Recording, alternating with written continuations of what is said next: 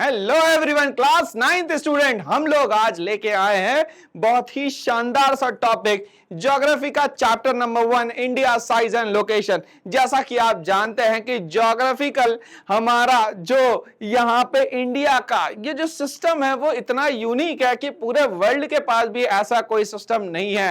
हमारे यहाँ नॉर्थ में चले जाइए तो हमारे यहाँ कोल्ड डेजर्ट मिल जाता है, नॉर्थ वेस्ट में चले जाइए तो यहाँ पे हॉट डेजर्ट मिल जाता है। और जो वर्ल्ड में अलग अलग टाइप के फ्रूट्स होते हैं, वेजिटेबल्स होते हैं और जो भी चीजें वर्ल्ड में होती है वो सारी चीजें one and one only the India, सब जगह पे इंडिया जो है छाया हुआ है दोस्तों। तो आज इंडिया के बारे में जानकारी हासिल करेंगे, इंडिया के बारे में और डीपली समझेंगे और हम लोग यहाँ पे कनेक्ट करेंगे फिजिकल फीचर्स इंडिया के कि कैसे इंडिया का एस्टैब्लिशमेंट है, उसके यहाँ पे कौन पड़ोसी है, इंडिया नॉर्थ से लेके साउथ तक के कितने किलोमीटर्स में, ईस्ट से लेके वेस्ट तक के कितने किलोमीटर्स में, लैटिट्यूड लॉन्गिट्यूड समझने वाले हैं दोस्तों। और हम ये समझने वाले हैं कि देश में अलग अलग जगह पे जाते हैं तो समय भी तो अलग अलग होना चाहिए, मगर सेम समय पूरे इंडिया में कैसे होता है, हमारे जो भी पड़ोसी देश है उन सब के बारे में भी जानकारी हम लोग दोस्तों यहाँ पे हासिल करने वाले हैं। तो मैं यहाँ पे आपका एसएसटी एजुकेटर, मेंटर, दोस्त और आप लोगों का हमराही कह सकते हैं। हमराही इसलिए कह सकते हैं क्योंकि 9th आपकी और मेरी भी है, मैं पढ़ाऊंगा आप पढ़ेंगे, दोनों दोस्त मिलके बहुत बेहतरीन सा रिजल्ट लाएंगे। तो मैं विजय ठाकरे यहाँ डेफिनेट सक्सेस पाठशाला के इस प्यारे से प्लेटफॉर्म पे जो कि मेनली रिजल्ट ओरिएंटेड वर्क करता है और यहाँ पे नॉलेज एनरिचमेंट की बात होती है। तो आज शुरुआत करने वाला हूँ ज्योग्राफी का एक धमाकेदार चैप्टर जहां पे नॉलेज एनरिचमेंट होने वाली है। चलिए तो इजाजत दीजिए मुझे कि मैं चैप्टर स्टार्ट कर दूं। चलिए भाई, इजाजत आ गई मेरे पास। Class 9th geography chapter number 1, India का साइज और लोकेशन, दोनों ही मुझे आज यहाँ पे आप लोगों को समझाना है, ठीक है। बट क्या इंडिया का कुछ पास्ट नहीं रहा होगा? रहा होगा, बिल्कुल। हर एक कंट्री का पास्ट रहा होगा, हर एक चीज का पास्ट होता है। तो हम लोग यहाँ पे सबसे पहले इंट्रोडक्शन से शुरू करते हैं और इंट्रोडक्शन के बाद धीरे धीरे करके इंडिया के बारे में और इंफॉर्मेशन यहाँ पे कलेक्ट करेंगे। चलिए एक एक चीज को हम लोग समझते हुए चलते हैं। यहाँ पे India has a long and remarkable history, ठीक है। इंडिया की जो हिस्ट्री है वो बहुत पुरानी है, बहुत लंबी भी है और रिमार्केबल भी है। मतलब यहाँ पे जब मोनार्कियल फॉर्म ऑफ गवर्नमेंट चल रहा होगा, अलग अलग सिविलाइजेशन चल रही होगी, तो इसके कारण इंडिया की जो हिस्ट्री है वो बहुत एक रिमार्केबल दोस्तों यहाँ पे हिस्ट्री है। It is an country which has abundant natural resources. हमें ये पता है कि एक ऐसी कंट्री जिसके पास नेचुरल रिसोर्सेज का भंडारा है, मतलब बहुत सारी जगह बहुत सारी अलग अलग तरीके की नेचुरल रिसोर्सेज अवेलेबल है आफ्टर इंडिपेंडेंस। बट हमारे जब इंडिपेंडेंस हो जाती है 1947 15 अगस्त के बाद, इंडिया हैज मेड ट्रेमेंडस प्रोग्रेस। अब अभी तक के तो हम लोग कहीं ना कहीं ब्रिटिशर्स के हाथ में रहे, पोर्चुगीज के हाथ में रहे, फ्रेंच के हाथों में रहे। ये लगभग 200 सालों की गुलामी का जो सिस्टम रहा जिसमें हम लोग स्लेव की तरह रहे। फिर उसके बाद जैसे ही हमें आजादी मिलती है तो उसके बाद इंडिया की प्रोग्रेस जो है वो शुरू हो जाती है। मतलब इंडिया सोशली, पॉलिटिकली, इकोनॉमिकली तीनों ही फैक्टर्स में बहुत ही ट्रेमेंडसली दोस्तों यहाँ पे ग्रोथ करता है। In the fields of agriculture, सबसे अच्छी बात यह है कि इंडिया की जो इकोनॉमी है दोस्तों वो एग्रेरियन इकोनॉमी है, ये आप लोगों को पता है, क्योंकि इंडिया में लगभग देखा जाए तो 85% लोग डायरेक्टली और इनडायरेक्टली सिर्फ और सिर्फ एग्रीकल्चर पे डिपेंड है। इसीलिए हमारी इकोनॉमी को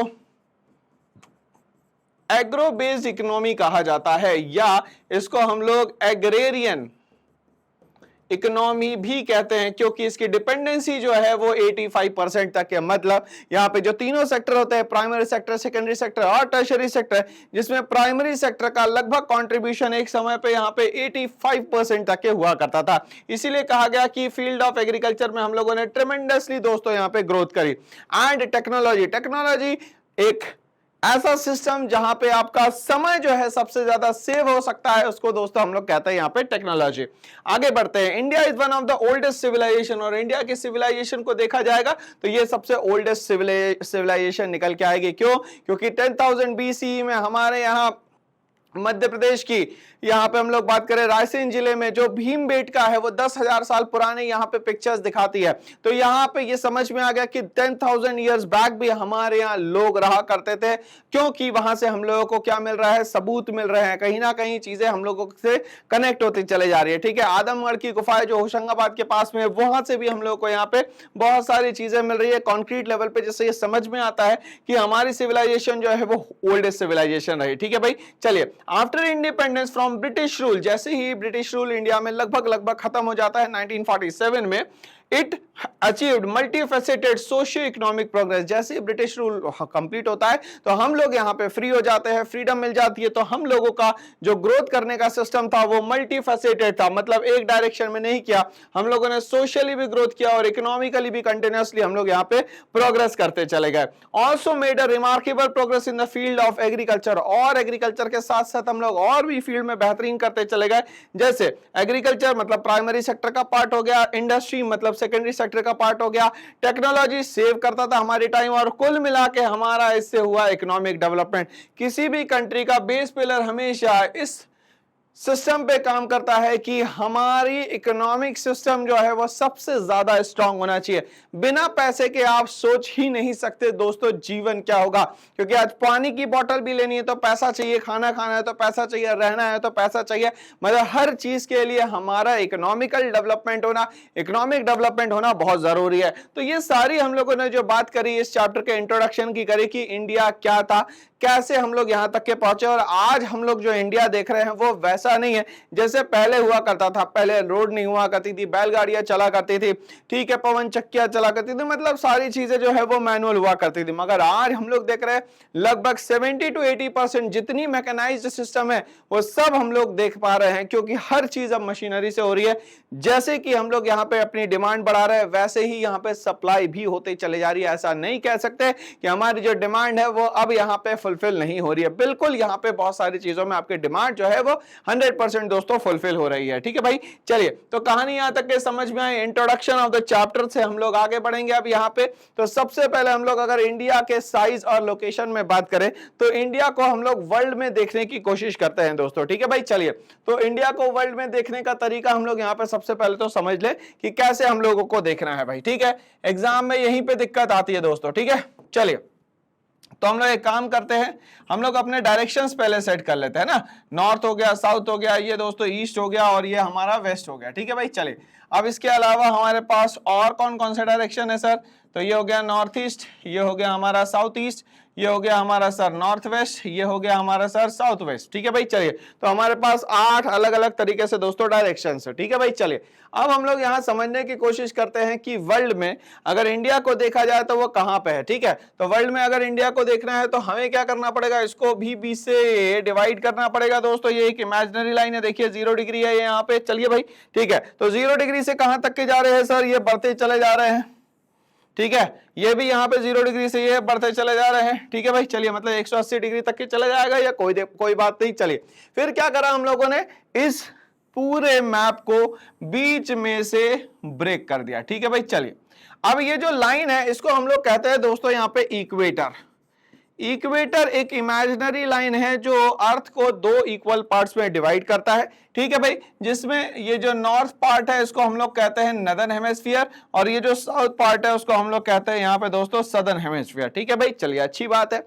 इसके बाद अगर हम लोग इसको डिवाइड करते हैं तो ये वाला डायरेक्शन और ये वाला डायरेक्शन, 2 डायरेक्शन निकल के आते हैं। ठीक है भाई, जैसा कि हम लोग यहाँ पे इसको डिवाइड कर रहे थे तो ये हो गया हमारा नॉर्थ ईस्ट, ये हो गया दोस्तों यहाँ पे हमारा साउथ ईस्ट। ठीक है भाई, कहानी यहां तक के क्लियर। चलिए भाई, तो कहने का मतलब यह है कि इंडिया की वर्ल्ड में अगर हमसे कोई लोकेशन पूछता है तो वर्ल्ड में इंडिया लोकेटेड है दोस्तों नॉर्थ ईस्ट में। कहां पे है दोस्तों, ये नॉर्थ ईस्ट में। तो एग्जाम में ये क्वेश्चन पूछा जाएगा, है ना भाई। चलिए तो यहां तक की कहानी क्लियर हो गई। चलिए बट अगर हम लोग यहाँ पे एशिया में बात करते हैं, कहां पे बात करते हैं, एशिया में, और एशिया में हम लोग इसको फर्दर सब डिवाइडेड करते हैं तो ये सब डिवाइड होने के बाद ये वाला एरिया आ रहा है, मतलब कि यहाँ पे ये तो नॉर्थ ईस्ट है। ठीक है, तो वर्ल्ड लेवल पे इंडिया की लोकेशन नॉर्थ ईस्ट आ रही है। ठीक है सर, बिल्कुल ठीक है सर।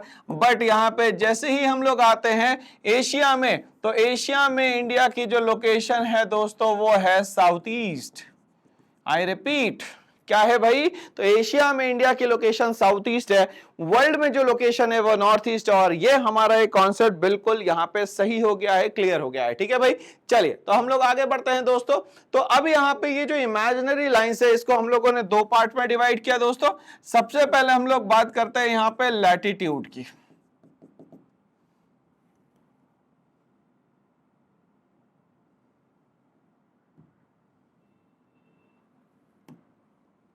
चलिए, तो हम लोग सबसे पहले बात करते हैं यहां पे लैटिट्यूड की,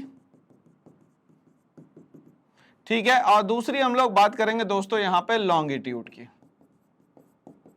क्योंकि इसी से तो कहानी समझ में आएगी कि लैटिट्यूड क्या होता है, लॉन्गिट्यूड क्या है। ठीक है भाई, चलिए ध्यान से समझने की कोशिश करिएगा भाई।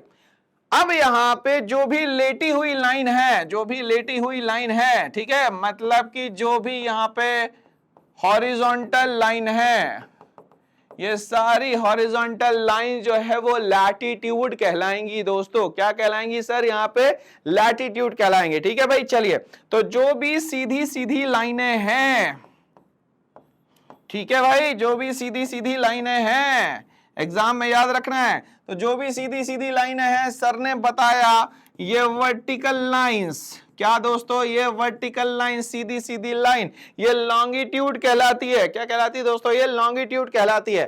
ठीक है, कहने का मतलब है कि अगर मैं यहाँ पे ऐसे ये लाइन खींचते चला जा रहा हूं तो ये सब जो है लॉन्गिट्यूड का पार्ट है। सही बात है ना? चलिए भाई, तो ये सारी जो है वो हो गई हमारी लॉन्गिट्यूड। ठीक है भैया, चलो यहां तक के कहानी क्लियर हो गई। और मैंने कहा कि ये जो लेटी हुई लाइन है, मतलब जो हॉरिजॉन्टल लाइन आपको दिख रही है, ये सारी हॉरिजॉन्टल लाइन जो है दोस्तों, ये कहलाती है यहां पे लैटिट्यूड। क्या कहलाती है दोस्तों? यहां पे लैटिट्यूड। ठीक है भाई, चलिए, तो एक कॉन्सेप्ट तो क्लियर हो गया सर, लैटिट्यूड और लॉन्गिट्यूड क्या होता है। ठीक है, बट अगर आप ध्यान से देखें और दिमाग लगाएं दोस्तों, तो ये देखिए कि ये अगर ये वाले एरिया को मैं ऐसे कलर्ड कर देता हूं, ठीक है भाई, चलिए, तो इससे क्या हो रहा है, लैटिट्यूड और लॉन्गिट्यूड से किसी भी कंट्री की हमारे लिए लोकेशन ट्रैक करना बहुत आसान हो गया। बोलो हाँ या ना? The combination of the latitude and the longitude goes for a good statement. एक स्टेटमेंट अच्छा देता है कि भैया इस जगह पे ये कंट्री है, तो भैया हमें क्लियर हो गया कि किसी कंट्री का अगर लोकेशन हमें मालूम करना है सर, तो उसकी लैटिट्यूड और लॉन्गिट्यूड अगर हमें बता देंगे आप, तो हम कैलकुलेट करके बता देंगे कि वो कंट्री कहां है, कहां एस्टैब्लिश्ड है ना। चलिए भाई, तो अब कंफ्यूजन यहां पे हम लोग इसको क्लियर करते हुए चलेंगे और आगे बढ़ते हुए चलेंगे। तो इंडिया को और वर्ल्ड को एक सेंटर लाइन से मैं डिवाइड करता हूं। ठीक है भाई, चलिए, तो ये जो सेंटर लाइन यहां पे मैंने डिवाइड करी है, इसका नामकरण कर दिया जाएगा और इसको कहा जाएगा दोस्तों इक्वेटर। इक्वेटर जो कि होता है 0 डिग्री पे। आई रिपीट, इक्वेटर जो है वो होता है 0 डिग्री पे। ठीक है भाई, चलिए, इक्वेटर के जस्ट ऊपर नदर्न हेमिस्फीयर पे जो लाइन होती है उसको कहा जाता है दोस्तों tropic of cancer. Tropic of cancer 23.5 northern hemisphere पे होता है। ठीक है भाई, चलिए, अब इसके ऊपर की जो लाइन है इसको हम लोग कहते हैं 66.5 नॉर्थ। ये होती है हमारी आर्कटिक सर्कल। आई रिपीट, ये होती है दोस्तों हमारी आर्कटिक सर्कल। ठीक है भाई, चलिए, इसी तरीके से हम लोग इक्वेटर के नीचे भी तरफ आ जाते हैं। ठीक है भाई, चलिए, तो ये जो इक्वेटर के नीचे की तरफ की लाइन होती है ये भी 23.5 होती है, और ये 23.5 होने के साथ साथ में इसको हम लोग कहते हैं ट्रॉपिक ऑफ कैप्रिकॉर्न।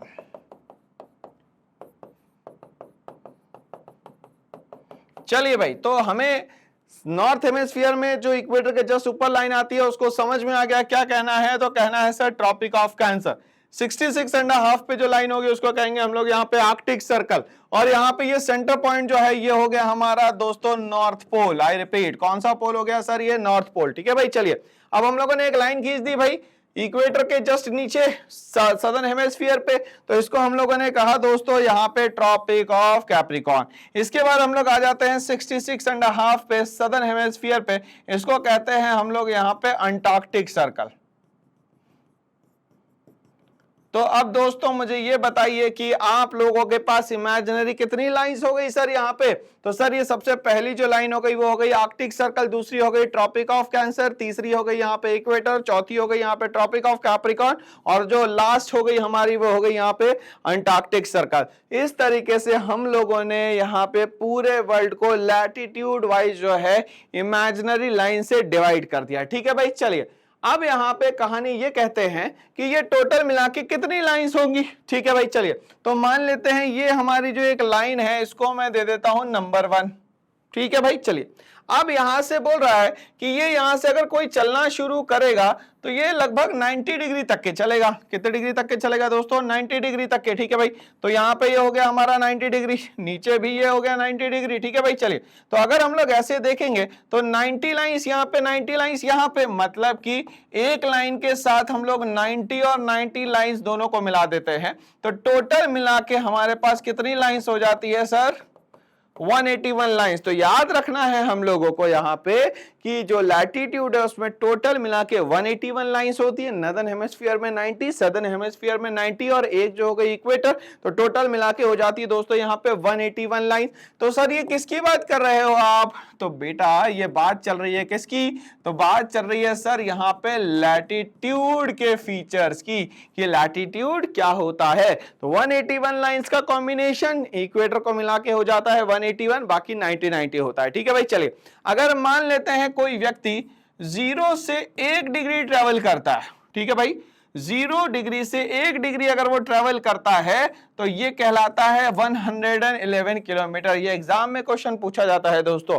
तो आप 1 डिग्री अगर चलेंगे तो 111 किलोमीटर जो है लगभग आपको क्रॉस करना होगा 1 डिग्री पर, ठीक है भाई। चलिए, बट यहां कहते हैं कि अगर कोई 164 मीटर अप्रॉक्सीमेटली चलता है तो जैसे जैसे यहाँ पे हाइट बढ़ते जाएगी वैसे वैसे 1 डिग्री टेम्परेचर जो है वो यहाँ पे कम होता चला जाएगा। मतलब जैसे जैसे हाइट बढ़ती जाएगी 164 मीटर पे, वैसे वैसे टेम्परेचर भी जो है वो 1 डिग्री करके यहाँ पे दोस्तों कम होने लगेगा। यहाँ तक की कहानी दोस्तों बिल्कुल एकदम क्लियर हो गई है सर, ठीक है।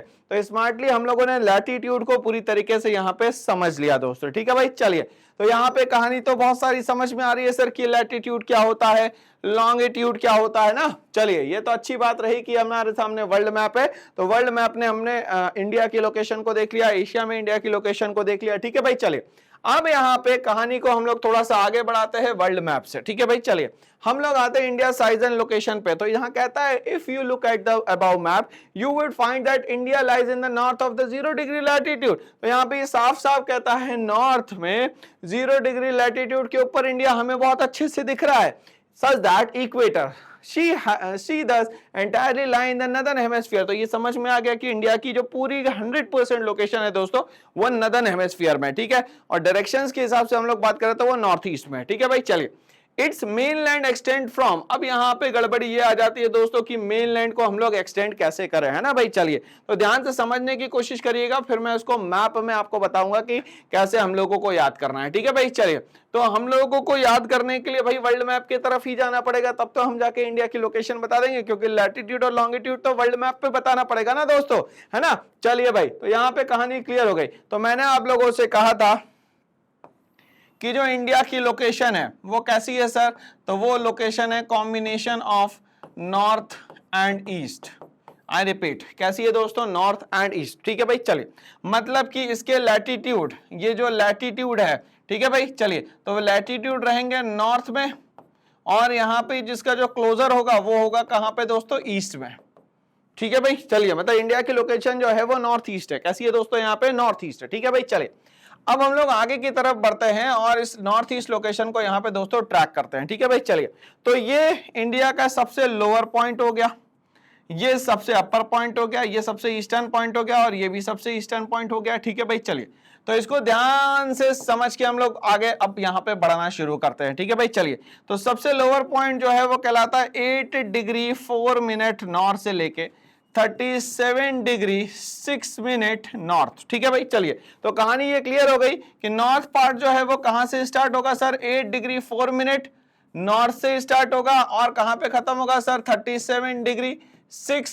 मिनट नॉर्थ पे खत्म होगा। मतलब आप नीचे से ऊपर की तरफ जा रहे हैं दोस्तों, और नीचे से ऊपर की तरफ कितना जाना है? तो सर लगभग 8 डिग्री से जाना है मेरे को, लगभग 37 डिग्री तक। यहां तक की कहानी क्लियर, ठीक है भाई। चलिए, अगर कोई व्यक्ति यहाँ पे, कोई पर्सन यहाँ पे चलना शुरू करता है इस तरफ से इस तरफ, ठीक है भाई। चलिए, तो ईस्ट में इसका पॉइंट क्या आएगा सर? तो ये आएगा 68 डिग्री 7 मिनट ईस्ट से लेके 97 डिग्री 25 मिनट ईस्ट, ठीक है भाई। चलिए, तो यहाँ पे लोकेशन तो दोस्तों हम लोगों को बहुत अच्छे से याद हो गई सर कि इंडिया जो है वो कैसे यहाँ पे फैला हुआ है, ठीक है भाई।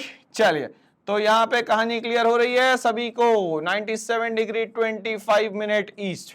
ठीक है, तो ये इंडिया की लोकेशन है। अब अपन लोगों ने कहा था कि जो लेटी हुई लाइन होगी उसको हम लोग क्या कहेंगे सर, लैटिट्यूड कहेंगे, और जो स्टैंडिंग लाइंस होंगी उसको क्या कहेंगे सर, तो लॉन्गिट्यूड कहेंगे। ठीक है भाई, चलिए तो इंडिया का लोकेशन यहाँ पे समझ में आ गया मेरे ख्याल से सभी को। और अगर बच्चों को याद करना है तो हम लोग इधर से ही याद कर सकते हैं। ठीक है, 972537668784 ये नंबर याद कर लो तो एग्जाम में याद ही हो जाएगा। ठीक है ना, चलिए तो 9725376687 और 84 है ना। तो यहाँ पे दोस्तों ऐसे करके आप थोड़ा सा ट्रिकी वे में इसको याद भी कर सकते हैं, कोई प्रॉब्लम नहीं है। ठीक है, तो अभी हम लोगों ने क्या समझा सर, इंडिया की लोकेशन देखी लैटिट्यूड और लॉन्गिट्यूड वाइज। बिना मैप के लैटिट्यूड लॉन्गिट्यूड दिमाग में नहीं जाएगा, इसीलिए मैंने मैप का सहारा लिया और मैप के सहारे के थ्रू आपको यहाँ पे समझाया है ना भैया। चलो कहानी यहाँ तक के क्लियर मेरे ख्याल से सभी को दोस्तों। चलिए तो यहां तक के कहानी सभी को क्लियर हो गई है। चलो भैया बहुत बढ़िया काम हो गया। अब ये क्या बोलता है, it's mainland extend from 8 degree north latitude से लेकर 37 डिग्री 6 डिग्री नॉर्थ तक के, मतलब यहाँ पे 8 डिग्री 4 मिनट नॉर्थ से स्टार्ट करूंगा तो ये खत्म होगा दोस्तों यहाँ पे 37 डिग्री 6 मिनट नॉर्थ पे। ठीक है भाई, चलिए और बोलता है लॉन्गिट्यूडनल वाइज स्टार्ट करोगे आप तो यहाँ करोगे 68 डिग्री 7 मिनट ईस्ट से स्टार्ट करोगे तो आप जाओगे 97 डिग्री 25 मिनट ईस्ट पे जाके रुक जाओगे दोस्तों। ठीक है भाई, तो इतने ही एरिया में जो है इंडिया बसा हुआ है। कहानी क्लियर, बोलो हाँ कहानी क्लियर, जी सर बिल्कुल क्लियर। चलिए आगे बढ़ते हैं सेकंड पॉइंट की तरफ। It also lies to the east of the 0 degree longitude, the prime meridian. She thus lies in the hemisphere of eastern side. ठीक है भाई, चलिए तो यहां तक कि ये भी क्लियर हो गया कि अगर मान लेते हैं ये इंडिया है तो इंडिया के एक पार्ट पे यहां पे प्राइम मेरिडियन लोकेटेड है। इसको मैं बोल देता हूं स्टैंडर्ड प्राइम मेरिडियन। तो स्टैंडर्ड प्राइम मेरिडियन जो है कैलकुलेशन में काम आता है इंडिया के। ठीक है, तो टाइम का जो कैलकुलेशन है वो इंडिया के कहां से होता है सर, ईस्टर्न पार्ट से होता है। ठीक है, अब वो कहां पे है सर, तो वो उत्तर प्रदेश में जगह है जिसका नाम है मिर्जापुर।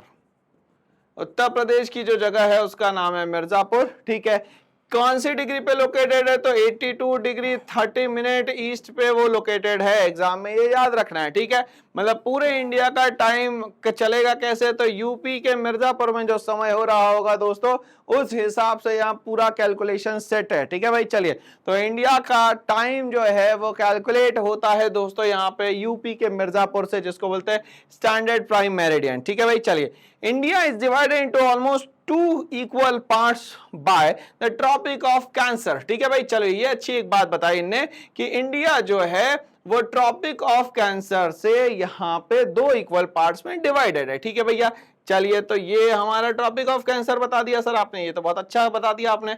चलिए तो कितने यहाँ पे कंट्रीज का कॉम्बिनेशन है ट्रॉपिक ऑफ कैंसर पे, तो यहाँ पे याद रखिएगा दोस्तों एग्जाम तक के यहाँ पे 8 स्टेट्स आते हैं, कंट्री नहीं दोस्तों स्टेट्स आते हैं ना। इंडिया की बात चल रही है अभी, कंट्री पे हम लोग आएंगे तो कंट्रीज भी याद कर लेंगे, कोई दिक्कत नहीं है ना। चलिए तो सबसे पहले इसकी जो शुरुआत होती है वो होती है गुजरात से, फिर वो आता है राजस्थान पे, फिर आता है वो मध्य प्रदेश पे, फिर आता है भैया छत्तीसगढ़ पे, फिर आता है दोस्तों यहाँ पे झारखंड में, फिर आता है दोस्तों यहाँ पे वेस्ट बंगाल में, फिर आता है ये त्रिपुरा पे, और फिर आता है दोस्तों यहाँ पे मिजोरम पे। ठीक है भाई, चलिए तो यहां तक के कहानी क्लियर हो गई, बोलो हाँ या ना। ठीक है, तो जो ट्रॉपिक ऑफ कैंसर होती है 23 डिग्री या 23.5 नदर्न हेमिस्फीयर पे ट्रॉपिक ऑफ कैंसर लगभग 8 स्टेट्स को यहाँ पे क्रैक डाउन करते हुए जाती है।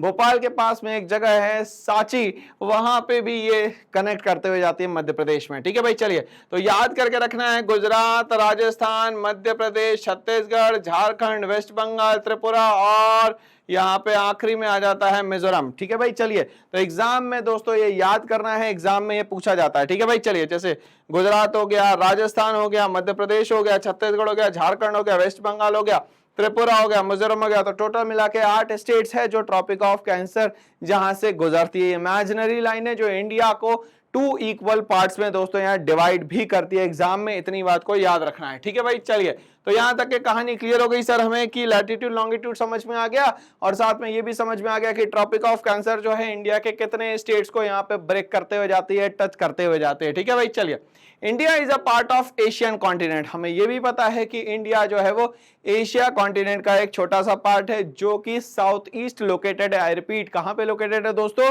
तो साउथ ईस्ट में लोकेटेड है। It is the 7th largest country in the world and the 3rd largest country in Asia, ठीक है भाई। चलिए, तो कहानी तो ये समझ में आ गई, मगर ये जो 7th लार्जेस्ट कंट्री बोली आपने, तो 7th किस बेसिस पे बोली है ये भी तो बताओ हमें, ठीक है भाई। तो इसके पहले जो 6 कंट्रीज आती है उसको हम लोग यहाँ पे देख लेते हैं। सबसे पहली कंट्री जो है उसको कहते हैं हम लोग यहाँ पे रशिया, ठीक है। अप्रोक्सीमेटली उसके पास 19.6% का टोटल लैंड एरिया है, ठीक है भाई। चलिए आगे बढ़ते हैं। दूसरा आता है भैया यहां पे कनाडा,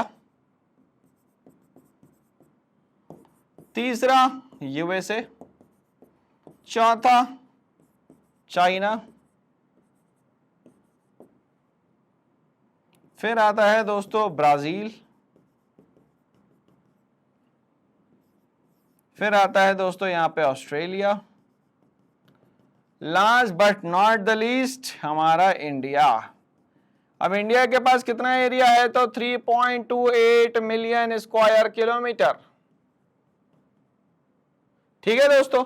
तो अभी ये क्लियर हो गया दोस्तों कि ये 7th लार्जेस्ट कंट्री तो है, मगर इसके पहले जो यहाँ पे लगभग कंट्रीज है वो कितनी है सर? 6 है। तो याद करने का तरीका ये रहेगा कि UCBAI, ठीक है भाई। चलिए, UCBAI का मतलब सबसे पहले यू को मैं USSR ही मान लेता हूं, उसके बाद बोलता हूं मैं कनाडा, उसके बाद बोलता हूं यूएसए, उसके बाद बोलता हूं चाइना, उसके बाद बोलता हूं ब्राजील, उसके बाद ऑस्ट्रेलिया, और आई फॉर क्या हो गया? इंडिया। एग्जाम में ये क्वेश्चन पूछा जाएगा कि रशिया के पास टोटल लैंड एरिया कितना है, तो लगभग अर्थ का 19% है, जहां पे सबसे ज्यादा लैंड एरिया रशिया के पास होने के बाद भी वहां पॉपुलेशन बहुत ज्यादा नहीं है। मगर इंडिया में हम लोग देखेंगे कि इंडिया में 3.28 मिलियन स्क्वायर किलोमीटर एरिया तो है, मगर लगभग ये कितना परसेंट है दोस्तों? तो ये 2.4% है। तो एरिया का 2.4%, और यहां देखो कितना 20%, मतलब 10 गुना ज्यादा जगह रशिया के पास है, और हमारे पास कितनी है? तो 1/10 जगह है रशिया की, है ना। चलिए, क्योंकि आधे से ज्यादा जगह तो दोस्तों उसमें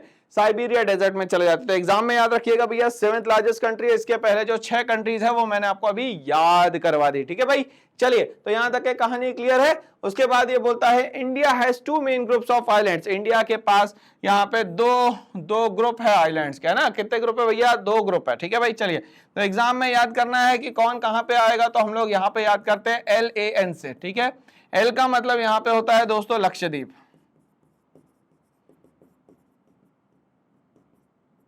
ठीक है भाई। चलिए, यहां पे ए का मतलब हो गया अंडमान एंड निकोबार, ठीक है। तो LAN से याद कर लेना दोस्तों। यहां पे है आपका अरेबियन सी, और यहां पे है दोस्तों आपका बे ऑफ बंगाल। कितना है दोस्तों? बे ऑफ बंगाल, ठीक है। तो इस तरफ जो है वो हो गया हमारा लक्षद्वीप, मतलब बे ऑफ बंगाल, सॉरी अरेबियन सी तरफ हो गया लक्षद्वीप, और बे ऑफ बंगाल तरफ हो जाएगा हमारा दोस्तों यहाँ पे अंडमान एंड निकोबार। तो ये 2 मेनली हमारे पास क्या है दोस्तों? तो ये आइलैंड जो है वो हमारे पास है, जो मेन ग्रुप है इंडिया के, है ना। कहानी को आगे बढ़ाते हैं दोस्तों, और कहा जाता है कि इंडिया के पास टोटल मिला के अर्थ का सिर्फ और सिर्फ 2.4% है, और 2.4% में हमारी पॉपुलेशन जो है लगभग चाइना को बीट कर चुकी है, और हम पहुंच चुके हैं अभी नंबर 1 पे, है ना, पॉपुलेशन वाइज। बाकी सब में कुछ नहीं है, बट हम लोग इकोनॉमिकली भी बहुत बेहतरीन काम कर रहे हैं दोस्तों, और हमारी इकोनॉमी जो है वो 5th लार्जेस्ट इकोनॉमी हो गई with the help of $3.75 trillion, ठीक है भाई। चलिए, तो इंडिया के पास टोटल मिला के जो लैंड एरिया वो है दोस्तों यहाँ पे 2.4%, ठीक है भाई। चलिए, इंडिया जो है वो यहाँ पे, अगर इंडिया को आप ध्यान से देखेंगे, बहुत ध्यान से देखेंगे इंडिया को, तो इंडिया को अगर हम लोग देखें तो यहाँ पे हम लोग नॉर्थ, और यहाँ पे अगर हम लोग साउथ रखते हैं, तो इंडिया का जो एरिया है वो कुछ इस तरीके से बढ़ रहा है, ठीक है भाई। चलिए, मतलब यहां पे हो गया आपका अरेबियन सी,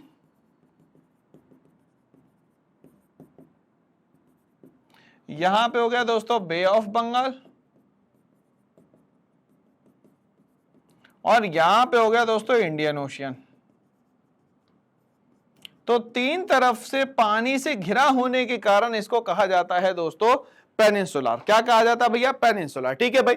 मगर जैसे जैसे दोस्तों हम लोग ऊपर की तरफ बढ़ते चले जाते हैं तो यहां पे एक लेयर दिखती है हम लोगों को, एक शील्ड दिखती है हम लोगों को, जिसको हम लोग कहते हैं हिमालयाज। क्या कहते हैं दोस्तों? हिमालयाज। ठीक है। और यहाँ पे एवरेज हाइट जो है 8858 मीटर लगभग ये एवरेज हाइट है। ठीक है भाई। चलिए, तो यहाँ पे यही बताया गया कि इंडिया जो है यंग फोल्ड माउंटेनियस रीजन से घिरा हुआ है नॉर्थ साइड में, और वो बाउंड्री बनाता है नॉर्थ वेस्ट में, नॉर्थ में और नॉर्थ ईस्ट में। ठीक है भाई। तो चलिए, तो ये बाउंड्री नॉर्थ वेस्ट, नॉर्थ और ये नॉर्थ ईस्ट में बनती है। ठीक है भाई। चलिए, तो हिमालय जो है एक बाउंड्री की तरह, एक शील्ड की तरह काम करता है, क्योंकि ये जो शील्ड है दोस्तों, ध्यान से समझना मैं क्या समझाना था।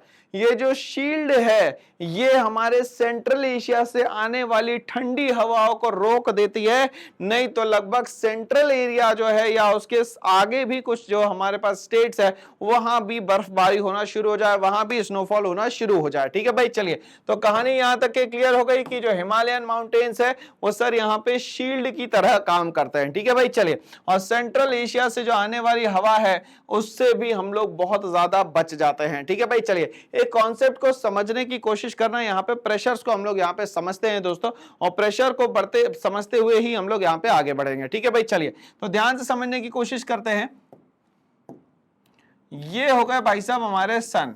ठीक है भाई। चलिए, अब यहाँ पे हम लोगों को ये पता है कि सन की जो यहाँ पे एक्सट्रीम लेवल तक के जो रोशनी जाने वाली है, जो सनरेज जाने वाली है, वो जाने वाली है दोस्तों यहाँ ट्रॉपिक ऑफ कैंसर, और जाने वाली है ट्रॉपिक ऑफ कैप्रिकॉर्न, और यहाँ पे जानी है वाली है भैया इक्वेटर पे। ठीक है भाई। चलिए, तो ये हो गया आपका 23.5 नदर हेमिस्फीयर का ट्रॉपिक ऑफ कैंसर। ये हो गया 0 डिग्री पे दोस्तों आपका इक्वेटर। ठीक है भाई। और ये हो गया आपका 23.5 कैप्रिकॉर्न। ठीक है। तो मैंने आप लोगों से कहा कि सर ये जो रोशनी है सन की वो मैक्सिमम कहां तक के जाएगी? सर ये मैक्सिमम जाएगी कैंसर तक के, मैक्सिमम जाएगी इक्वेटर पे, और मैक्सिमम जाएगी कहां पे दोस्तों? ये ट्रॉपिक ऑफ कैप्रिकॉर्न पे। ठीक है। कहानी को बहुत ध्यान से समझने की कोशिश करना। ठीक है भाई। चलिए, तो यहां पे क्लियर हो गया। ओके, तो सन की रोशनी यहां पे 23.5 नदर हेमिस्फीयर पे पड़ेगी भैया 21 जून को। मतलब इस समय पे जो सूरज है वो इसके सामने होगा, किसके? ट्रॉपिक ऑफ कैंसर के सामने होगा। अब इंडिया में क्या होता है, तो इस दिन को हम लोग यहाँ पे योगा दिवस मनाते हैं। ठीक है, योगा डे के नाम से जानते हैं। ठीक है भाई। चलिए, मतलब सन के सामने अगर सीधे अर्थ होगी तो यहाँ पे समझ में आ रहा है कि सनलाइट बहुत देर तक के रहेगी, इसीलिए 21 जून को हमारे यहाँ लॉन्गेस्ट डे होगा। क्या होगा दोस्तों? यहाँ पे लॉन्गेस्ट डे होगा। इसी को अगर हम लोग यहाँ ट्रॉपिक ऑफ कैप्रिकॉर्न पे ले जाएंगे तो ये यहाँ पे शॉर्टेस्ट हो जाएगा। ठीक है भाई। तो ये हो गया लॉन्गेस्ट डे और यहाँ पे हो गया ये शॉर्टेस्ट डे, वाइस और वर्सा। ठीक है। चलिए, तो अब यहाँ पे ये जो रोशनी है धीरे धीरे करके अब 21 जून के बाद नीचे की तरफ आएगी और ये पहुंचेगी 23 सितंबर को। ठीक है भाई। चलिए, उसके बाद फिर नीचे आएगी ट्रॉपिक ऑफ कैप्रिकॉर्न की तरफ और ये पहुंचेगी दोस्तों 22 दिसंबर को। तो अब यहाँ पे 22 दिसंबर को सूरज की रोशनी सीधे कैप्रिकॉर्न पे पड़ रही है दोस्तों। तो अगर यहाँ पे पूरी सन की रोशनी, सूरज की रोशनी यहाँ होगी तो यहाँ पे क्या हो जाएगा? तो इसका वाइस वर्सा हो जाएगा, मतलब शॉर्ट डे यहाँ पे हो जाएगा और लॉन्ग डे यहाँ पे हो जाएगा। ठीक है भाई। चलिए, अब फिर से ये चलना शुरू करता है तो ये पहुंचता है 21 मार्च को। तो ये जर्नी जो है चलती रहती है। ठीक है। तो सन के सामने ध्यान से समझिएगा, सन के सामने ट्रॉपिक ऑफ कैंसर है, उसके बाद ये आएगा इक्वेटर और इसके बाद आएगा कैप्रिकॉर्न। ठीक है भाई। चलिए, तो यहाँ पे कैंसर के सामने कब रहेगा? तो 21 जून को रहेगा। ठीक है भाई। चलिए, 21 जून के बाद यहाँ पे पहुंचेगा सितंबर में 23 सितंबर को और फिर यहाँ पहुंचेगा 22 दिसंबर को, फिर मूवमेंट शुरू होगी और फिर 21 मार्च को यहाँ। इस तरीके से यहाँ पे मूवमेंट ऑफ अर्थ और यहाँ पे हम लोगों को अलग अलग टाइम पे सन की जो रेज है वो फील होंगी। तो यहाँ पे 21 जून को इंडिया फील कर रहा होगा समर सीजन, है ना भाई, ठीक है। तो समर सीजन हमारे यहाँ लगभग लगभग मार्च से लेके जून तक के रहता है। और कहानी अब समझ में आ गई होगी कि मार्च से लेके जून तक के समर सीजन इसलिए रहता है क्योंकि सूरज की मैक्सिमम रोशनी ट्रॉपिक ऑफ कैंसर पे होती है दोस्तों यहाँ पे, ठीक है भाई। चलिए, तो यहां तक की कहानी मेरे ख्याल से क्लियर हो गई होगी और कॉन्सेप्ट आपको समझ में पूरी तरीके से आ चुका होगा, ठीक है भाई। चलिए, बट अगर सूरज की रोशनी ये नॉर्थ पोल पे नहीं पहुंच रही है, साउथ पोल पे नहीं पहुंच रही है, तो यहां पे ज्यादा से ज्यादा बर्फ जो है वो जमना शुरू हो जाएगी, जिसके कारण इन जोन को हम लोग कहेंगे दोस्तों यहाँ पे फ्रिजिड जोन। आई रिपीट, क्या कहेंगे दोस्तों यहाँ पे? फ्रिजिड जोन, ठीक है भाई। चलिए, तो यहाँ पे ये कॉन्सेप्ट क्लियर हमारा। चलिए आगे बढ़ते हैं दोस्तों हम लोग अब इसी के साथ।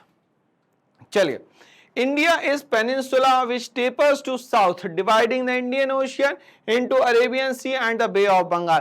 मैंने अभी आपसे कहा क्योंकि इंडिया तीन जगह से पानी से घिरा हुआ है, इसीलिए इसको हम लोग कह रहे हैं पेनिनसुला, ठीक है भाई। चलिए, क्या कहा दोस्तों हम लोगों ने इसको? पेनिनसुला। फॉर एग्जांपल ये इंडिया है हमारा, ठीक है भाई। चलिए, तीन जगह से कैसे घिरा हुआ है पानी से, सर जल्दी से बताएं हमें। तो ये हो गया दोस्तों यहाँ पे अरेबियन सी, ये हो गया आपका इंडियन ओशियन और ये हो गया आपका बे ऑफ बंगाल। चलिए, तीन जगह पानी से घिरा हुआ है ना दोस्तों, इसीलिए इसको क्या कह दिया आपने? आपने कहा सर इसको पेनिनसुला, ठीक है भाई। चलिए आगे बढ़ते हैं हम लोग। पेनिनसुला के बाद गाड़ी को आगे बढ़ाते हैं। क्या कहता है? तो ये बोलता है जैसे ही साउथ की तरफ आता है तो यहाँ पे ये टेपर हो जाता है। कहां से टेपर होता है? तो सर 22 डिग्री से ही ये टेपर होना शुरू हो जाता है। अब ये 22 डिग्री कैसे हम लोग समझे? तो मैंने आपको कहा था कि इंडिया की लोकेशन जो है वो नॉर्थ में अगर आप देखोगे तो ये होगा 37 डिग्री 6 मिनट नॉर्थ से लेके 8 डिग्री 4 मिनट नॉर्थ तक है। तो यहाँ पे मान लेते हैं 22 डिग्री आ रहा है, मतलब यहां से ही इंडिया टेपर होना शुरू हो जाता है। तो एग्जाम में क्वेश्चन पूछा जाता है कि इंडिया टेपर होना शुरू हो जाता है कहां से? तो 22 डिग्री लैटिट्यूड से यहां पे ये इंडिया जो है वो टेपर होना शुरू हो जाता है, ठीक है भाई। चलिए, अब यहां पे टेपर होते होते पहुंचता है इंडियन ओशियन। ये हो गया आपका इंडियन ओशियन। अब ये इंडियन ओशियन से यहां पे ये दो पार्ट्स में डिवाइडेड है। पहला हो गया बे ऑफ बंगाल और दूसरा हो गया हमारा यहाँ पे अंडमान एंड दूसरा हो गया हमारा यहाँ पे अरेबियन सी। अब अरेबियन सी में आपको याद करना है लक्षद्वीप है और यहाँ पे क्या है दोस्तों? तो वो है अंडमान एंड निकोबार, ठीक है भाई। चलिए, India has a vast longitudinal extent. India का एक वास्ट लॉन्गिट्यूडनल एक्सटेंट है और ये कहता है कि एक डिफरेंस आता है। मान लेते हैं यहाँ पे कोई गुजरात में है, तो ये गुजरात से लेके अरुणाचल,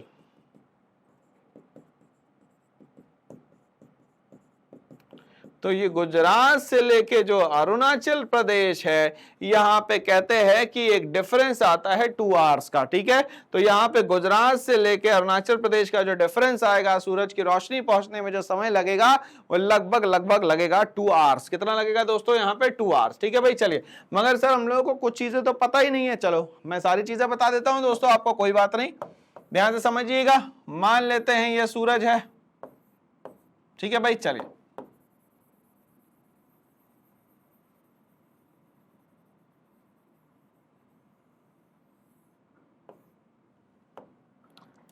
सूरज से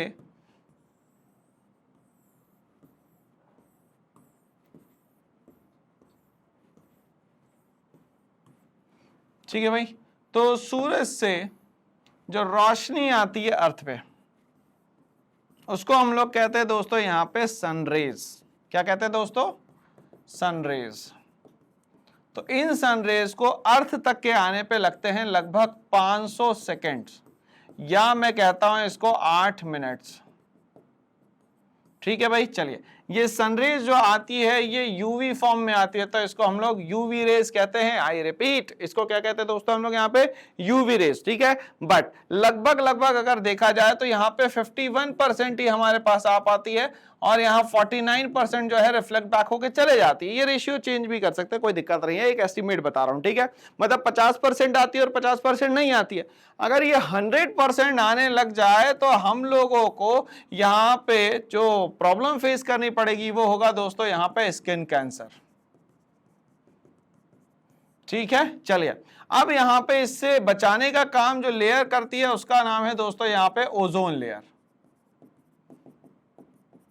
ओजोन को हम लोग O3 भी कहते हैं। लगभग लगभग 8 से लेकर 18 किलोमीटर की रेंज जो है वो ओजोन लेयर की है, जो कि यूवी रेस को क्या करती है, एब्जॉर्ब कर लेती है, और आप तक कि ये जो खतरनाक सी रेज आने वाली है ये नहीं आने देती है दोस्तों। तो ये सन का कॉन्सेप्ट जो है आपको याद रखना है। तो सन का कॉन्सेप्ट ये भी याद रखना है कि गुजरात से लेकर अरुणाचल प्रदेश में यहाँ पे 2 घंटे का डिफरेंस आ जाता है। मान लेते हैं अरुणाचल प्रदेश पे अगर ये 3:45 AM हो रहा है तो इसको ट्रैवल करने में लगभग 5:45 AM हो जाएगा। मतलब डिफरेंस कितने का आएगा दोस्तों, 2 आवर्स का आएगा। कितना आएगा दोस्तों, 2 आवर्स का, टू मेंटेन 1 स्टैंडर्ड टाइम। अब देखिए ये डिफरेंस अलग अलग आ रहा है, ठीक है ना भाई। क्यों? क्योंकि यहां से अगर वो ऐसे ऐसे ट्रेवल कर रहा है तो यहाँ पे डिस्टेंस है, ठीक है, क्या है भैया, डिस्टेंस है। अब ये डिस्टेंस कैसे याद करें हम लोग को, ये भी तो एक प्रॉब्लम है। चलिए, तो हम लोग को ये याद है कि जब हम लोग नॉर्थ से लेके साउथ की तरफ जाते हैं तो टोटल जो किलोमीटर है वो है 3214 किलोमीटर, ठीक है भाई। चलिए, और अगर कोई वेस्ट से ईस्ट की तरफ जाता है तो वो है 2933 किलोमीटर, ठीक है भाई। चलिए, तो मान लेते हैं ये 2933 किलोमीटर ट्रेवल करने के लिए अरुणाचल प्रदेश से गुजरात तक के जो समय लगता है वो लगता है 2 आवर्स का। तो यहां कुछ टाइम हो रहा होगा, यहां कुछ टाइम हो रहा होगा, ये तो गड़बड़ हो जाएगी।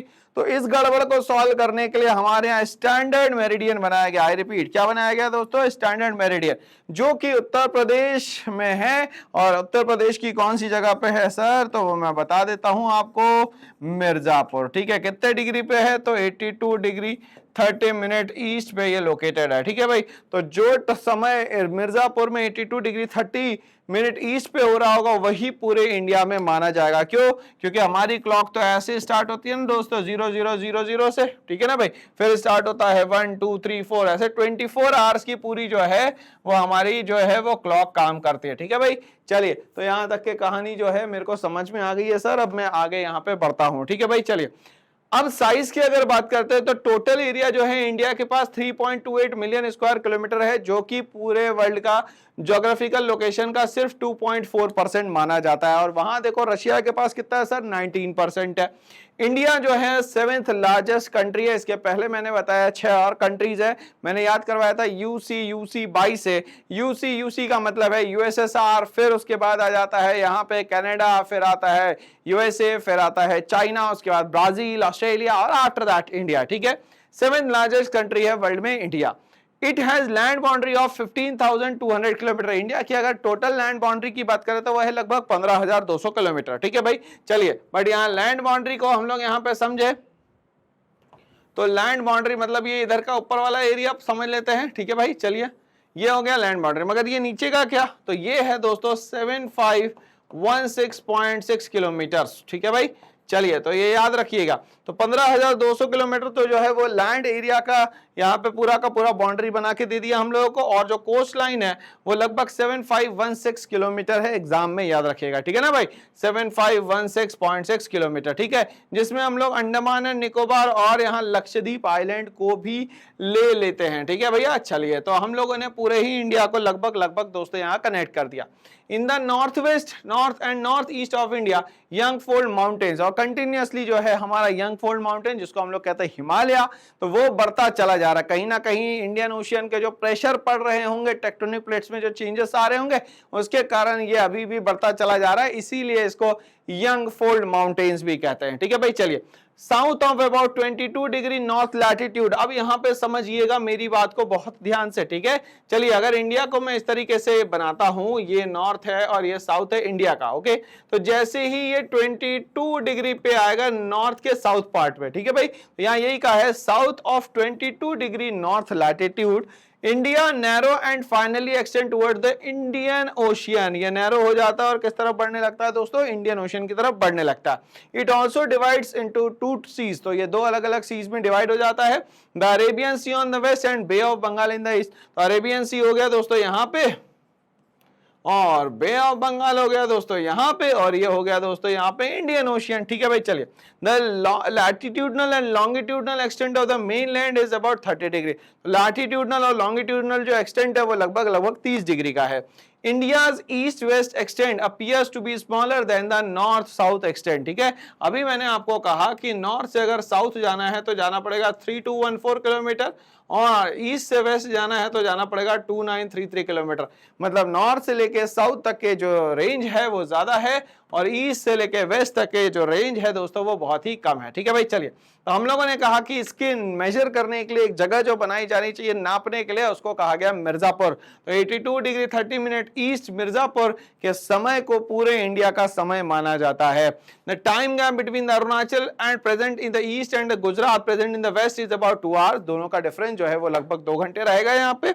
चलिए भाई, तो यहां तक की कहानी हम लोगों को समझ में आ गई है। इसी के साथ अगर इंडिया को आप बहुत ध्यान से देखते हैं तो मैंने कहा था इस टॉपिक ऑफ कैंसर पे आपको 8 स्टेट्स दिखेंगे। ठीक है, राइट फ्रॉम गुजरात, फिर हमारे पास आ जाता है राजस्थान, मध्य प्रदेश, छत्तीसगढ़, झारखंड, उसके बाद वेस्ट बंगाल, त्रिपुरा और मिजोरम। ठीक है भाई, चलिए, तो इसको भी हम लोगों ने दोस्तों यहाँ पे बहुत बेहतरीन तरीके से याद कर लिया था। तो कॉन्सेप्ट तो हमारे सारे क्लियर होते चले जा रहे हैं। ठीक है, India is located centrally between the east and the west of Asia. बिल्कुल सही बात है, इसका जो लोकेशन है वो सेंट्रली कहां से, ईस्ट और वेस्ट ऑफ एशिया में। It lies in the southern part of the Asian continent, मगर ये कहां पे है, हमारे सदर्न पार्ट में है। कौन से, इंडिया के। ठीक है भाई, चलिए, एशिया के सदर्न पार्ट में। The oceanic route which links Europe in west with the East Asian countries given important strategically central location to India। तो हमारे वेस्ट से भी अच्छे कनेक्शन है और हमारे ईस्ट से भी अच्छे कनेक्शन है। ठीक है, which helped establish oceanic trade link, इसके कारण हम लोगों ने oceanic trade link जो है वो अच्छी कर ली, बेहतर कर ली with the other countries in the past। the Deccan Peninsula which extend into the Indian Ocean, जो डेक्कन पेनिनसुला है, नर्मदा के बाद वाला एरिया, वो जाके कहाँ रुकता है, तो इंडियन ओशियन में जाके रुकता है। close relations with Africa, West Asia, Europe from its western coast and East Asia and the southern East Asia from its eastern coast। तो हमारे पास वेस्ट से भी कनेक्शंस अच्छे हैं और ईस्ट से भी दोस्तों यहाँ पे कनेक्शंस काफी अच्छे बने हुए हैं। The Indian ocean is named after the India, क्योंकि इंडिया का ही सबसे मैक्सिमम पार्ट कवर करता है, इसीलिए उसका नाम भी इंडिया का इंडियन ओशियन से ही पड़ गया। तो इंडिया के नाम पे इंडियन ओशियन पड़ गया। ठीक है, occupies an important strategic position in the ocean. India has a trade relation with other parts of the world. India का ट्रेड रिलेशन धीरे धीरे करके बढ़ता चला जा रहा है। Which were use long before the oceanic route were use. तो यहाँ पे ओशियनिक रूट जब यूज भी नहीं करते होंगे, उसके पहले लैंड रूट से तो हम लोग कहीं ना कहीं कनेक्टेड थे। तो सेकेंड सेंचुरी से ही दोस्तों सिल्क रूट था। तो आप सोच लीजिए कि कितना पुराना हमारा कनेक्शन रहा होगा। Its mountain passes provided land routes to various travelers during the ancient and the medieval time। medieval time और ancient time में बहुत बार ये हम लोगों को रूट्स भी देते थे, बीच बीच में से पासेज जो हुआ करते थे, उससे हम लोग एक स्टेट से दूसरा स्टेट, एक कंट्री से दूसरी कंट्री में जाया करते थे। The land and the sea route made the existence of trade and cultural exchange। तो यहाँ पे लैंड और सी रूट से ही हम लोग यहाँ पे कल्चरल एक्सचेंज भी करते थे और बिजनेस भी करते थे, ट्रेड भी करते थे। While the Indian decimal number system traveled far and wide। अब यहाँ जो इंडियन डेसिमल सिस्टम है ये तो यहाँ पे सभी दूर तक के पहुंच चुका है, क्योंकि इंडिया का जो डेसिमल सिस्टम है वो सभी लोग जानते हैं।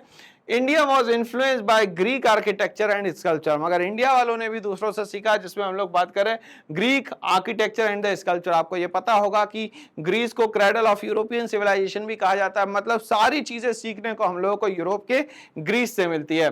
During the ancient period and the West Asian style of architecture since the East at the early medieval period। तो early medieval period में यहाँ पे अलग अलग तरीके से अलग अलग आर्किटेक्चर हम लोगों को सीखने को मिलते हैं। ठीक है भाई, चलिए, तो हम लोग बात करें अगर मेरिडियन लाइन की, तो मेरिडियन लाइन जो है दोस्तों ये इस तरीके से जाती है।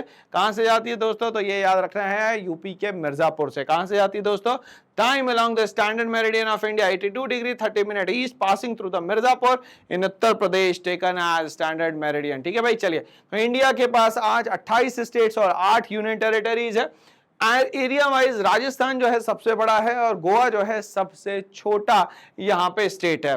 इंडिया स्ट्रेटेजिकली अगर लोकेटेड की अगर हम लोग बात करें तो पहले 29 स्टेट्स और 7 यूनियन टेरिटरी हुआ करता था। राजस्थान उस समय पे भी लार्जेस्ट स्टेट था और गोवा जो है स्मॉलेस्ट स्टेट हुआ करता था। बट अब जो है वो 28 स्टेट्स है हमारे पास दोस्तों यहाँ पे, है ना। ठीक है, चलिए, अब अगर हम लोग बात करते हैं कि इंडिया जो है अपने जो पड़ोसी देश है उनसे कैसे कनेक्टेड है, तो कौन कौन से हमारे पड़ोसी है वो याद करते हैं नंबर्स के साथ। ठीक है भाई, चलिए, तो नंबर्स के साथ अगर हम लोग याद करते हैं तो ये 9 वर्ड्स है। कितने हैं दोस्तों, 9 वर्ड्स। तो ये 9 वर्ड्स ही हमारे 9 जो है वो दोस्तों यहाँ पे क्या है, याद रखना है, क्या है, पड़ोसी है। क्या है, पड़ोसी। ठीक है भाई, चलिए, तो इस तरफ अगर हम लोग आते हैं तो हमारे दो पड़ोसी है, सबसे पहले है पाकिस्तान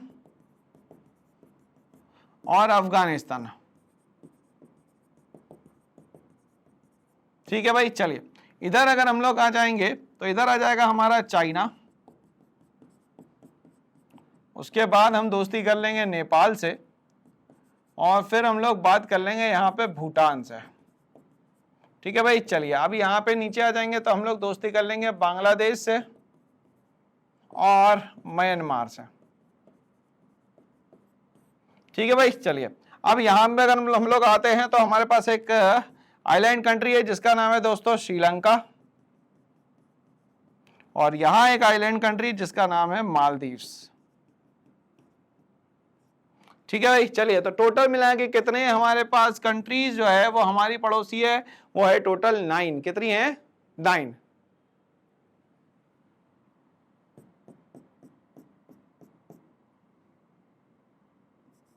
ठीक है भाई, तो 9 हो गई। चलिए तो यहाँ पे जो बाउंड्रीज है वो हम लोग समझते हैं। सबसे पहले अफगानिस्तान और पाकिस्तान हो गए हमारे नॉर्थ वेस्ट में। देखिए अफगानिस्तान और पाकिस्तान हो गई नॉर्थ वेस्ट में।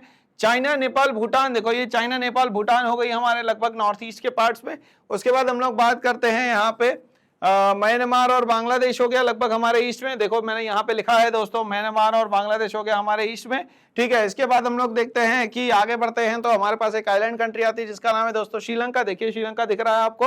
और हम लोगों ने बात करी मालदीव्स की। तो हमारे पास नेबर्स है, क्या है? नेबर्स, मतलब कितने?